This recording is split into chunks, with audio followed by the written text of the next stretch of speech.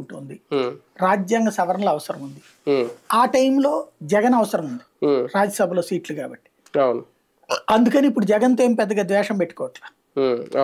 Same time Telugu Desam party అవసరం ఉంది, ఎందుకంటే 4 సీట్లు ఇస్తానంటుంది. ఇప్పుడు వస్తే 4 సీట్లు వస్తాయి, ఓడినా గెలిచినా తమకేం నష్టం లేదు. చంద్రబాబు ఓడినా గెలిచినా బీజేపీకి నష్టం ఏముంది? ఆయన ఓడాడు అనుకోండి, ఆ ప్లేస్ బీజేపీ ఆక్యుపై చేసుకుంటది.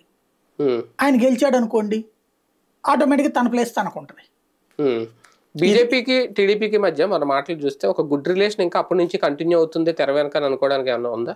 లేదంటే ఇప్పుడు సడన్ గా ఓసరవెల్లి లాగా రంగులేనా మారినాయి? మీకు ఏమైనా కనిపించింది అక్కడ రిలేషన్ అర్జెంట్ గా ఇంత ముందు నుంచి బలంగా ఉన్నట్టు? అంటే బాబు గారి మాటలు చూస్తే మోడీ గారి మీద ప్రేమ గానీ అవన్నీ మామూలుగా రోజువారీగా ఉండేవాడి మీద అంత. ఇప్పుడు పవన్ కళ్యాణ్ ఇట్లా పొగుడుతున్నారు రోజు. అదే కదా మరి, పవన్ అంత క్లోజ్ గా ఉన్న పవన్ కూడా పొగడలేదు అంటే ఏదో ఉంది కదా, ప్రేమ పొగిడేశారు కాబట్టి ఇప్పుడు కొత్త అక్కర్లా. అంటే రోజు ఇప్పుడు ఇంట్లో ఆయన పొగుడుతున్నారు కాబట్టి రోజు ఎలాగ పవన్ ఈయన పొగుడుతున్నారు, ఒకళ్ళనొకళ్ళు పొగుడుకుంటున్నారు అక్కడ.